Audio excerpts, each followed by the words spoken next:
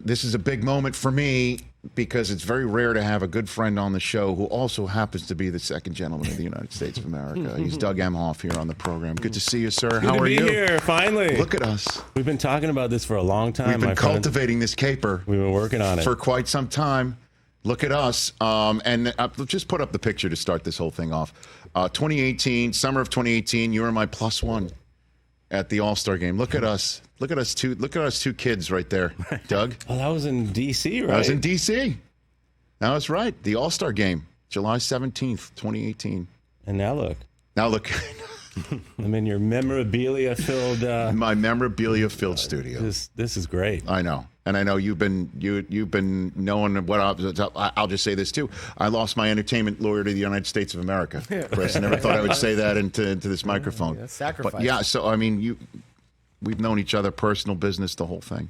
So it's good to see you, man. It's good to see you, and just seeing this whole setup. Really proud of you. Thank you. Great. I appreciate you saying that. And I showed you all this memorabilia here in studio, and so I know you're a diehard sports fan and all that good stuff. So, and you were seeing all this stuff here that you were saying like you saw the Believe sign that you met the cast of Ted Lasso, right? Yeah, at the White House. They came to the White House, and it's just one of those surreal things. I was actually just heading to go do something else. Right. Like, what's all this hubbub? And there's a whole cast of Ted Lasso in the White House.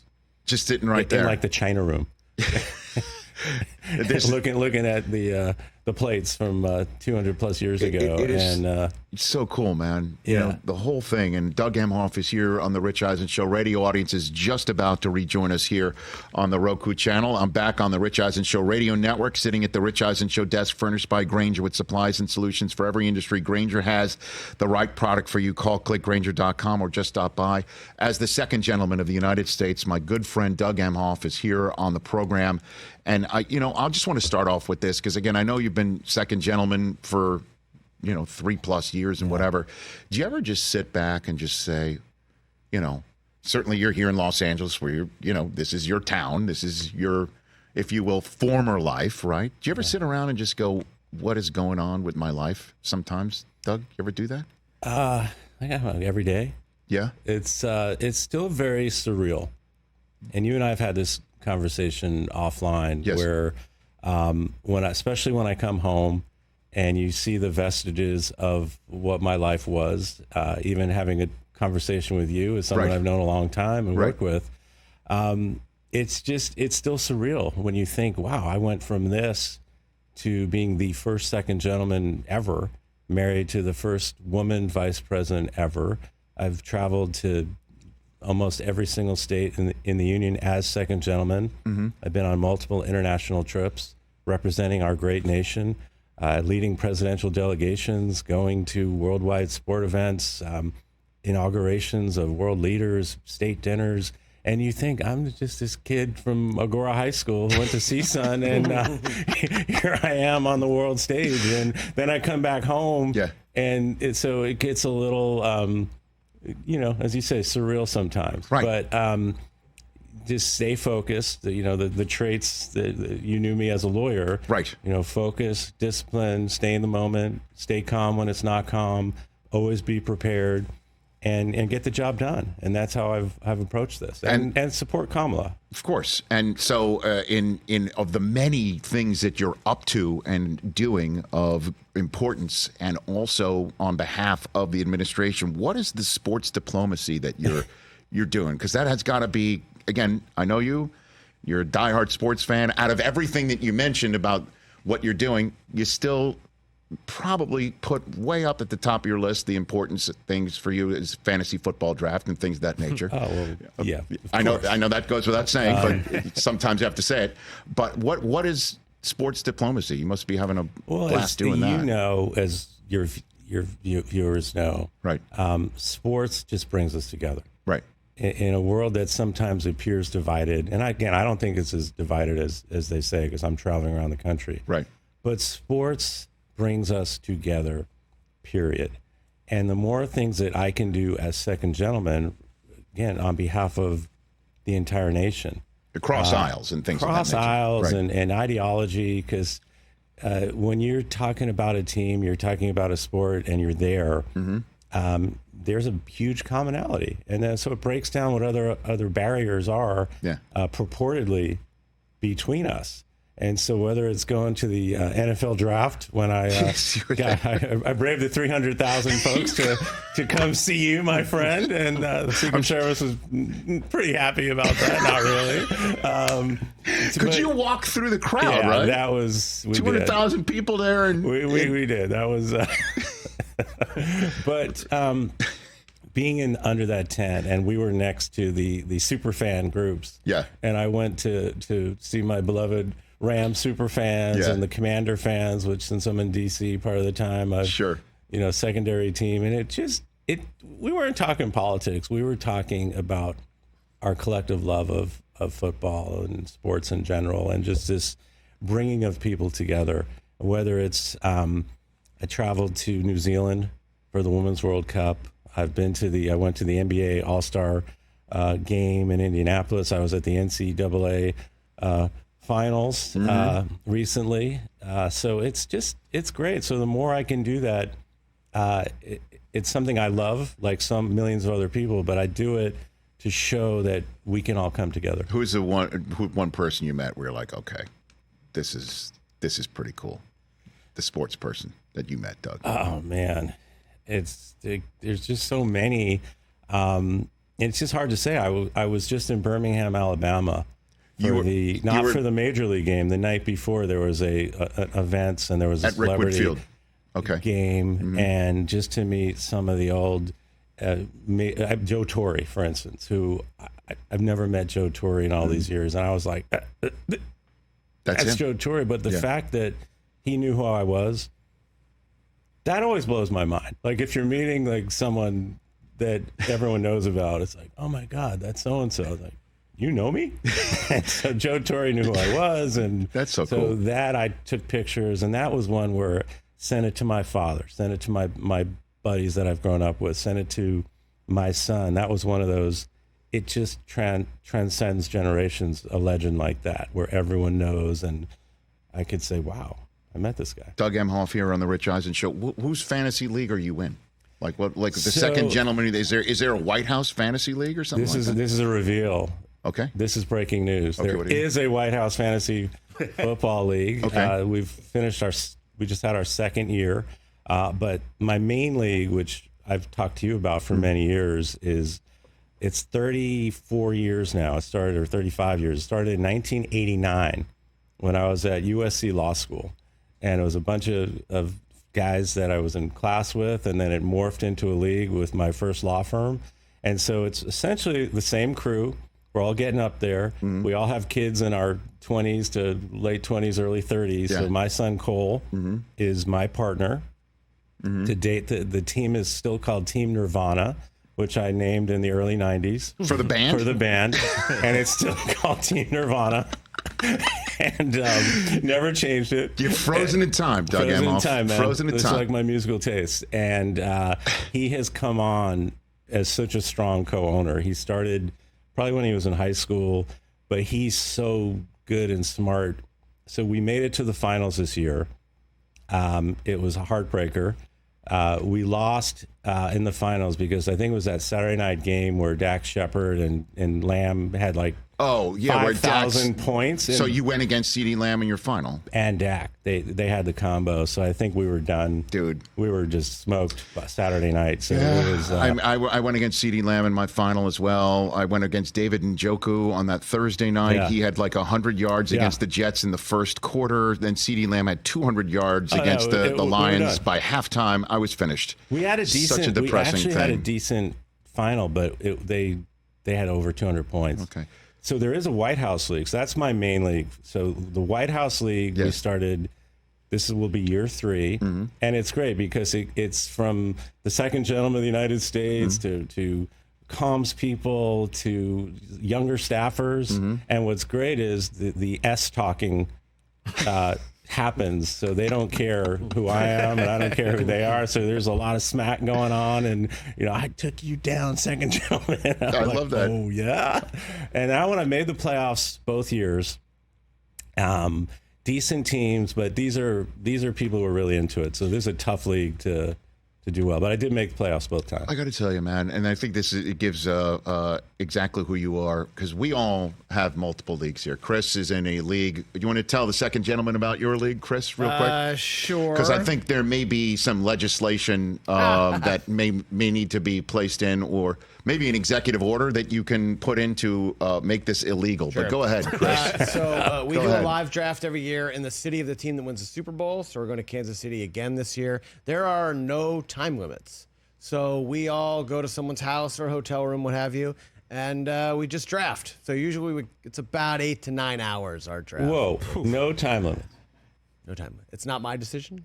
Go ahead and tell. Go ahead and tell him. Go ahead and tell him what happened one year. One year, someone took 28 minutes to take Brian Hartline in the 8th round. Now, that's fighting words, don't you think? When you're involved in a fantasy, Doug. So that I think I can do like a second gentleman executive order. I'm going to check with the team on fantasy related. We'll work on the language. Issues. We can work on the language. I beg of you. Do it in time for the draft. Please do it, man. Because we've gone to the 1 minute. And you just move on. And if it gets to like 50 seconds, you're giving people crap. You have to ask the commissioner. You have to make a dispo to the commissioner to pause on, and so you have to be doing this stuff quick. And our commissioner, there's a pause. Like someone he has under to decide. what circumstances is there a pause? Commissioner's discretion. Do it have to be a national emergency? It has to be as far as I'm concerned. Something that, but normally if you don't, then it just auto picks. So it's a pretty egregious. But I just love the fact that we're all in multiple leagues and we all rank them about the one that you really want to win. And I think it speaks to you and who you are, that the one that you want to win isn't the White House League. That's a side gig. That is more like when I'm with my normal league, I'm like, oh yeah, I'm winning by 20 in the White House League, but whatever. We need to win this one. And I only won it once. So this is in 34 years. I won in the year 2000 when Denver picked up Mike Anderson, the running back. He had the greatest one-off year. And I rode that to my one and only. So my name's on the trophy.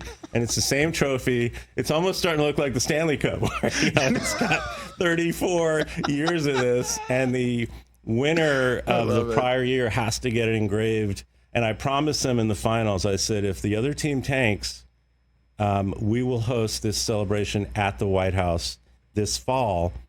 That was not enough to get them to tank. And they smoked us. So there you go. See, there are standards even when you try to influence the situation. Doesn't matter. Fantasy winning that trophy overrode having a party and the draft at the White House. Could you imagine a draft at the White House? By the way, you couldn't have a draft at the White House. Yeah, that's.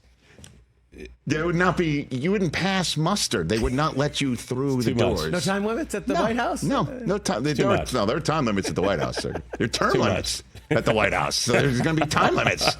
Get out of here. Finish our draft in 4 years. You know what I Oh mean? my God. Doug Emhoff here on the Rich Eisen Show.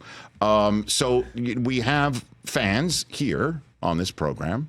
Phone in frequently, and then there are celebrity guests like yourself who are here.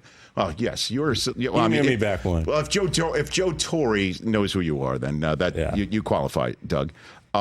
Play what we call the win-loss game. Yeah. Okay, where we ask you to predict the final record of your favorite team, and that team for you is the Los Angeles Rams. Right. Correct? That's your team, correct? Would you like to do the win-loss game, Doug Emhoff, please? Do I have to do this straight up, or should I be a homer? No, I mean... What do people do? Well, people are very optimistic, I will say. Not that many people are realistic. I was. Well, TJ is a diehard Cowboy fan, and you had the Cowboys going 11-6. Yeah, I wanted to say 17-0. I was going to say most Cowboy fans would go undefeated if they did this gig. So. Oh yes, I had to keep it real. That's Doug. pretty legit. I had to keep it. We did have an Eagles fan say 17-0. for the Eagles. Okay. No, that's insane. That's kind of been the only I'll try one. to play it straight up. A Raider fan yesterday. Hold on a minute. We've had a Raider and a Jet fan both call in and say the same record, 14-3 for the Jets and the Raiders. A bit much. Now be careful. Nevada's in play, so let's be careful about the Raiders. Let's say, okay, 14-3 sounds great for the Las Vegas Raiders, but that is pie in the sky. You know, remember LA was the LA Raiders. That's right. Still, that's right. A place in my heart for the Raiders for sure. Okay, so we've got the Rams. We have not had a Rams fan do this yet. We haven't done. We had, I think Susie. She had when Susie was here because Susie loves playing the win-loss game with Collins. We had Jason in Fresno. Don't tell him the record yet, Chris. Yeah, don't tell me. Jason in Fresno did it. So here we go.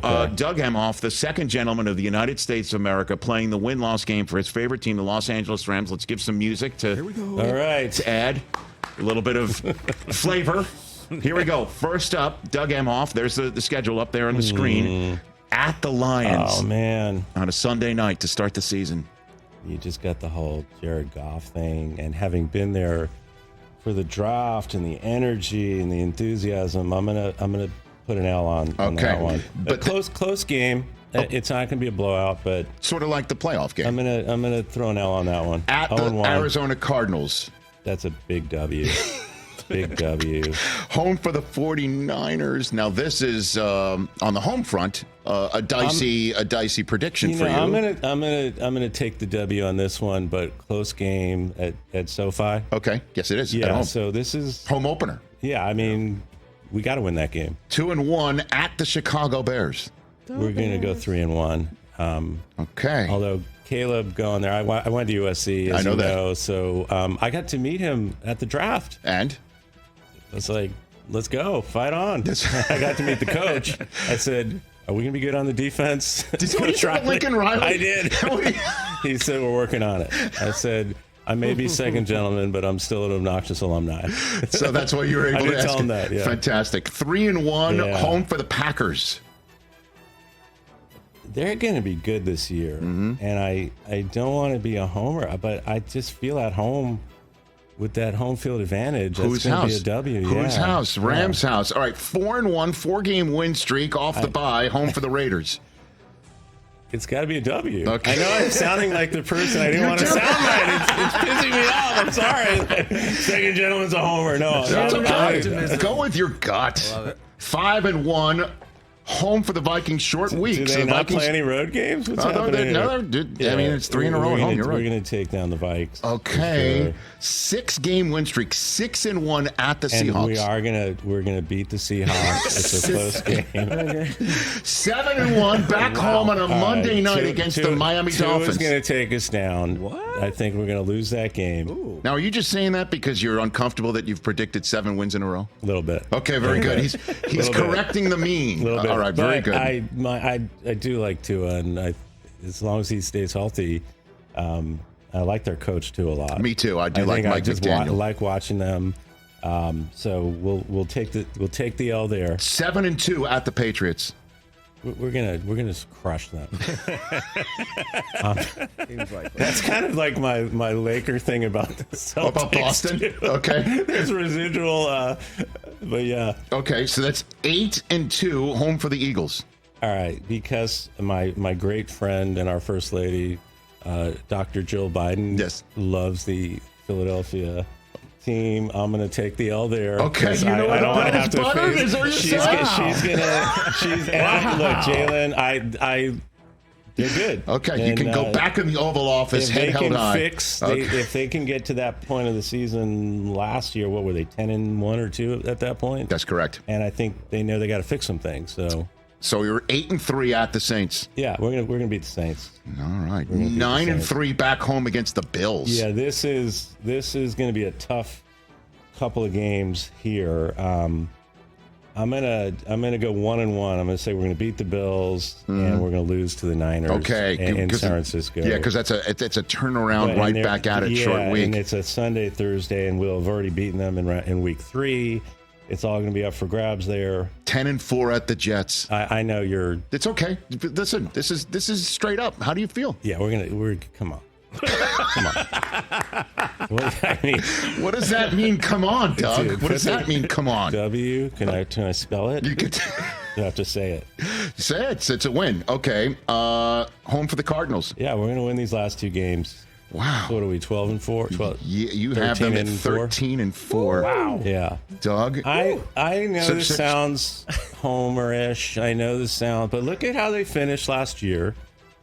They've tightened up. I'm with you. I mean, Puka. 13-4. I mean, you've got. And you got my guy Blake Corum from Michigan. They do, and I was there when they did that draft. So psyched. All right, so do I refer to you as Doug in L.A. or Doug in D.C.? Come on, man. I'm L.A. Okay, this very is my good. home. Whenever someone says, how do you like living in D.C.? I said, I'm in D.C., but I live in L.A. Oh, very good. This is my home. Doug Emhoff, the second gentleman of the United States, Nice. thinks the Rams are going 13-4. He didn't want to be that guy, and he turned out to be But that guy. I guess I was. You are who you I are, am Doug. who I am. No apologies. So you're heading to Angel City FC today? Is that Yeah, what you're doing? today I've got a sports events, Angel City. I'm going to the big Mexico-Venezuela game tonight at SoFi. That's so fun. Boca. I'm going to be there too. Susan and I are bringing a kid. Let's okay. All right. I'll be there. let you know. I'll let you know where I am. Yeah, so we've talked about this. This Vice is that versa? period of time where you're football. We're anticipating football. Right. We've just had a great NHL Game 7. Yep. NBA's done. Kind of the You don't want to dog talk days of about the baseball, Celtics. I so love this Laker no, I fan can't. over here. No, I know that. No, I was. It was so funny how that still is in you. Where my son Cole came out for Father's Day weekend. Yeah. And in DC, and we went to a sports bar to watch one of the games. You went to a sports bar? It was with. Just strolling in? Yeah, I didn't I know just you stroll roll. in. You can't just. You It can't. was, yeah, it you was can't a little, stroll. Yeah, Okay. maybe. But it was just so many Celtics fans in there, and Cole and I were just not rooting for them. That Lakers thing. I Just do not can't. blame you. And then just what do you want to say about getting the message out to vote, Doug Emhoff? Well, this is a democracy. This is a country built on the will of the people and having free and fair elections and voting and making it not difficult to vote, but making it, everyone needs to be able to vote and just express, the will of the people through voting. And that's what democracy is. So I obviously am supporting Joe Biden and Kamala Harris. I'm very proud of President Biden and the work that he's done. And Kamala, my wife, I love her, but she's doing a great job. So for me, that's who I'm going to support. But it really, for me, to your audience, it's just go out and register. Make sure you make your voice known. So all the issues that are important to you,